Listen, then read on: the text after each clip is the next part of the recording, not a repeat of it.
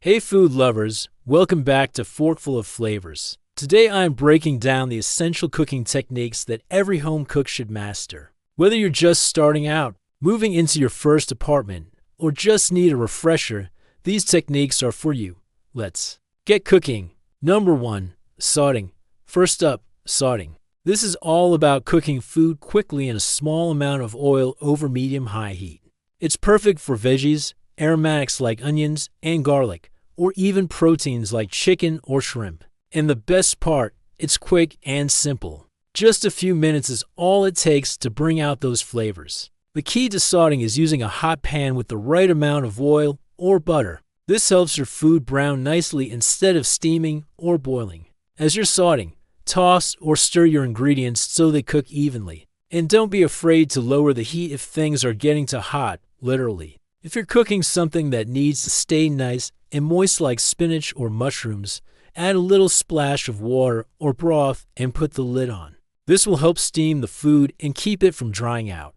Number 2. Boiling and simmering. Next, boiling and simmering. These two techniques are often used interchangeably, but they're not the same. Boiling is when you cook food in water that's at its boiling point, around 112 degrees Fahrenheit. This is great for cooking pasta or blanching vegetables before you saute or fry them.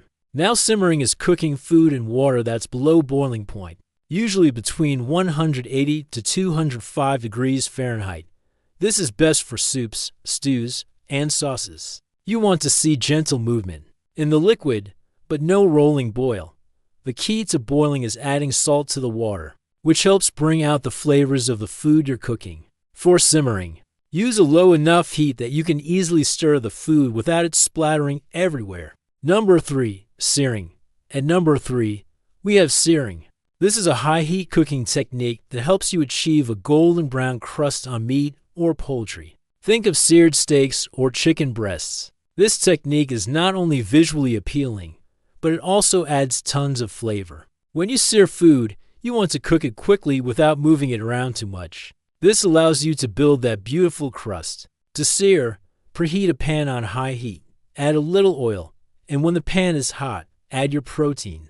If you're cooking a steak or chicken breast, make sure it's dry and any excess moisture is removed. This helps the food brown and sear better. Don't crowd the pan. If you have a lot of food, work in batches so each piece gets a chance to sear properly. At number 4, roasting and baking. At number 4, we have roasting and baking.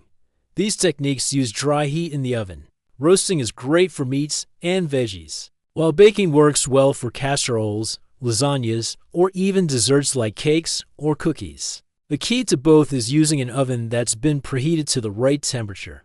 This ensures your food cooks evenly. For roasting meats or vegetables, it's all about dry heat, so don't worry about adding too much oil. The oven will help that food brown and crisp up nicely. And remember, patience is key. Don't open the oven door too often or your food may not cook as evenly. And at number 5, we have scrambling and frying eggs.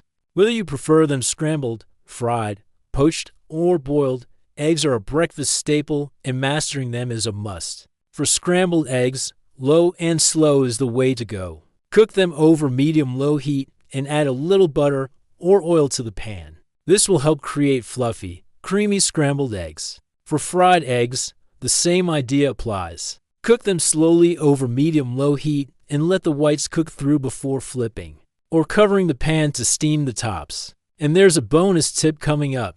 But first, let's talk about knife skills. Learning to handle a knife is a crucial skill for any cook. Mastering basic cuts like dicing, chopping, and slicing can save you time and make you a safer cook. A sharp knife is actually safer than a dull one because you're less likely to slip.